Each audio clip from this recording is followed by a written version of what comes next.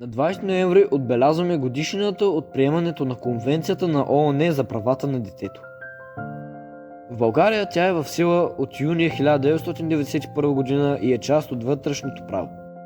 Някога запитвали ли сте се кога светът започна да се занимава с понятието правата на децата?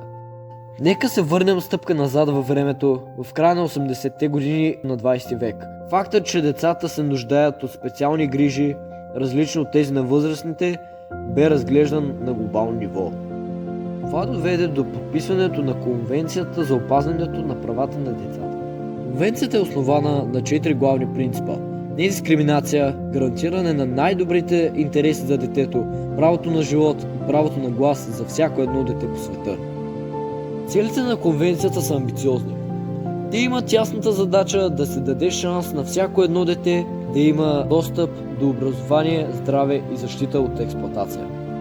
Правилата, приети от конвенцията, не спират да изискват от възрастните да работят в подобряването на условията за отглеждането на децата и тяхното възпитание, да бъде опазено тяхното достоинство и да им се осигурява възможност за добър и щастлив живот. С тези цели бяха запознати правителствата из целия свят. На 20 ноември честваме 34 години откакто конвенцията отправи апел към всички световни лидери да подсигурят среда, в която децата да имат възможност да оцеляват, да получават качествено образование и здравеопазване, да бъдат толерирани, независимо от различията им, да имат право на мнение и да се чува техния глас.